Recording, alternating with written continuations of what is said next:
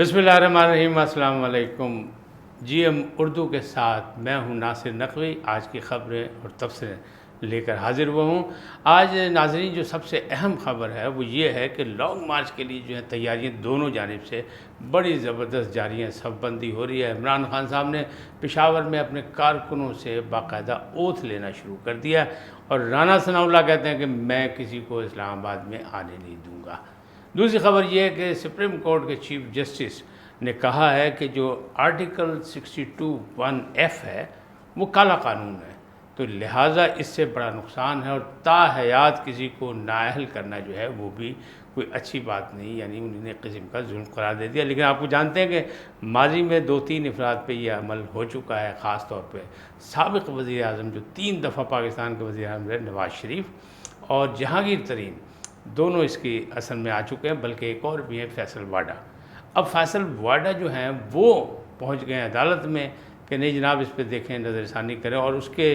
سماعت کے دوران یہ چیف جسٹس نے کہا کہ یہ نہیں۔ اس کا مطلب کیا ہے؟ اس کا مطلب یہ ہے کہ ہوا بدل چکی ہے، معاملات جس انداز میں عدالتوں کے چل رہے ہیں اس میں جو فیصلے آ رہے ہیں اس میں سب پارٹیوں کو فائدہ ہو رہا ہے، تو شاید فیصل واڈا کو بھی فائدہ پہنچ جائے، اور اگر فیصل واڈا کو فائدہ پہنچا تو پھر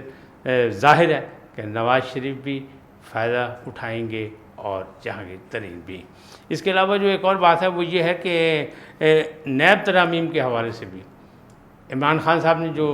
ریٹ کی ہوئی تھی اس پہ سماعت جو ہے وہ روزانہ کی بنیاد پہ کی جا رہی ہے، لیکن عدالت نے یہی کہا ہے کہ ہم دیکھیں گے، انسانی حقوق کے حوالے سے دیکھیں گے اور آئین کے حوالے سے ہم اس کا تجزیہ کریں گے، اور دیکھیں اس میں بھی کوئی نہ کوئی سامنے بات آئے گی جس سے معاملات جو ہیں وہ سدھرتے نظر آ رہے ہیں۔ اللہ کرے کہ معاملات ٹھیک ہو جائیں۔ لیکن وہ جو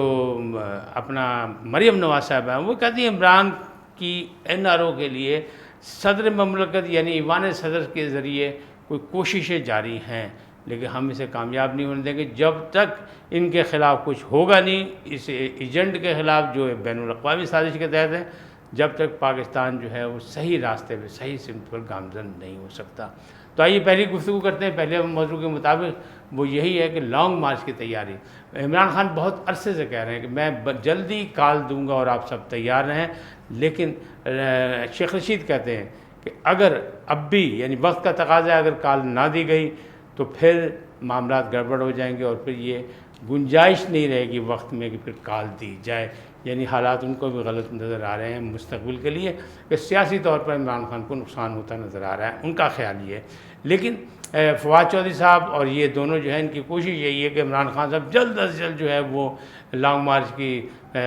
باقاعدہ کال دے دیں، اور پھر اٹ کھڑکا ہو اسلام آباد میں، پھر دیکھیں دودھ کا دودھ اور پانی کا پانی کیا ہوتا ہے۔ میں ان لوگوں کو کہتا ہوں ڈیوٹیفل لوگ ہیں کہ یہ ڈیوٹی پر ہیں، یہ اپنا اپنا کام کرنے کی کوشش کرتے رہیں گے، نادان دوست ہیں، لیکن عمران خان کو اس وقت جس انداز میں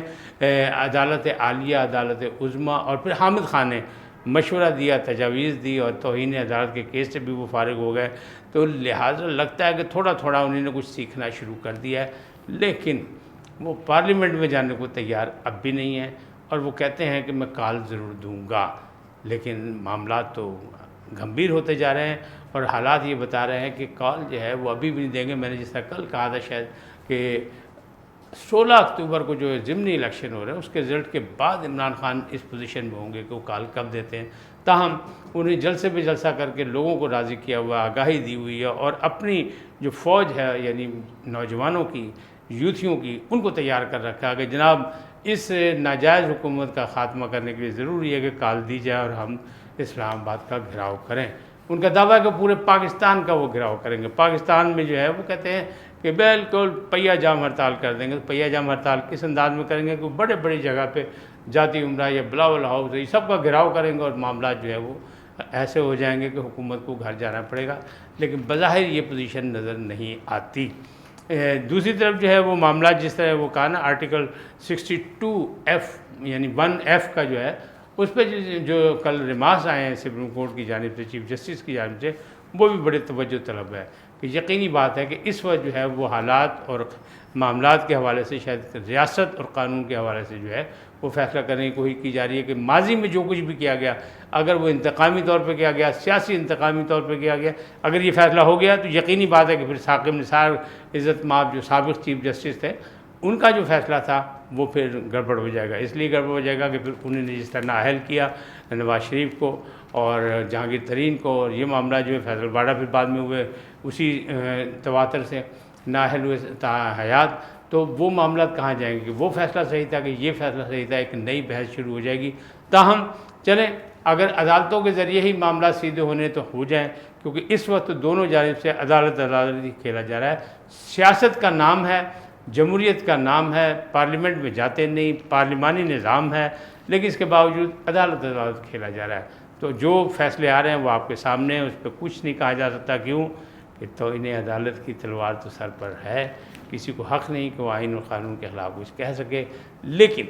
عدالتیں تو پھر جو دستاویزات پیش کی جاتی ہیں اس کے مطابق اپنا فیصلہ کرنے پہ مطلب پابند ہیں، وہ اپنا فیصلہ کر رہی ہیں، اور جس انداز میں فیصلہ ہوا کہ جیسے آپ نے دیکھا کہ توہین عدالت کا جو فیصلہ تھا وہ سو موٹر لیا تھا اسلام آباد ہائی کورٹ نے، لیکن اسلام آباد ہائی کورٹ کی 5 رکنی بینچ نے ہی وہ ختم کر دیا، خارج کر دیا، ان کو فارغ کر دیا، حالانکہ جس انداز میں وہ چاہتے تھے کہ عمران خان معذرت کریں، معافی مانگیں، وہ انہوں نے نہیں مانگی۔ زیبا چودھری کے حوالے سے بھی جب انہیں معافی مانگنے گئے تو زیبا چودھری عدالت میں موجود نہیں تھیں، تاہم وہ پیغام دے کے واپس آ گئے۔ تو یہ انداز جو ہے یہ بڑا عجیب و غریب ہے۔ تاہم مملکت کے لیے، ریاست کے لیے، ریاست کی ترقی کے لیے اور خوشحالی کے لیے جو ہے ان سیاستدانوں کو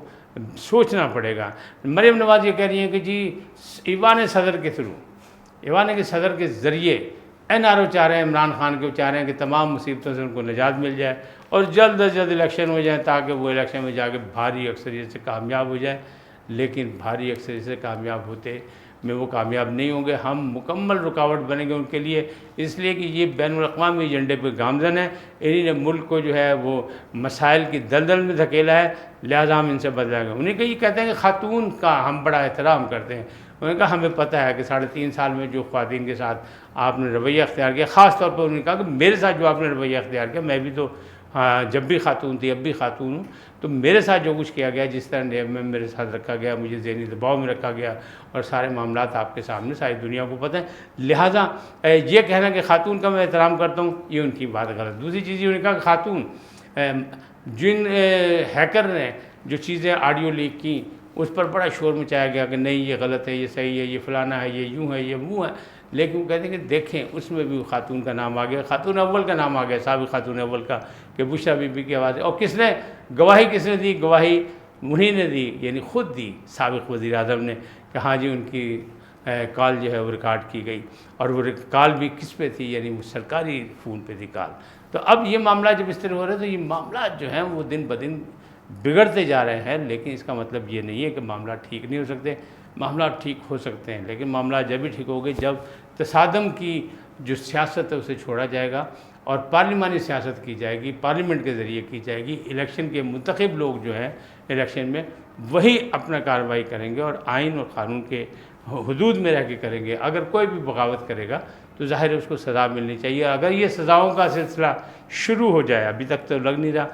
3.5 سال پونے 4 سال میں تو بڑی پکڑ دھکڑ ہوئی، لیکن وہاں بھی کسی کو سزا نہیں ہو سکی۔ سب باری باری جو ہے منی لانڈرنگ میں مونس الہی صاحب بھی، ان کا بھی کیس ختم ہو گیا، اسی طرح پاسپورٹ بھی واپس مل گیا مریم نواز کو، اسی طرح یہ باقی جو ہے شہباز گل صاحب پس پردہ ضرور چلے گئے، لیکن ان کو بھی یعنی ضمانت بھی ہو گئی اور وہ بھی آرام سے باہر آ گئے۔ یعنی سب کو ایسا لگ رہا ہے جیسے کچھ لوگوں کے جو ہے سافٹ ویئر جو ہیں وہ اپڈیٹ کیے جا رہے ہیں، اور کیوں کیے جا رہے ہیں؟ وہ ریاست کے لیے کیے جا رہے ہیں کہ بھئی آپ لوگ جو ہے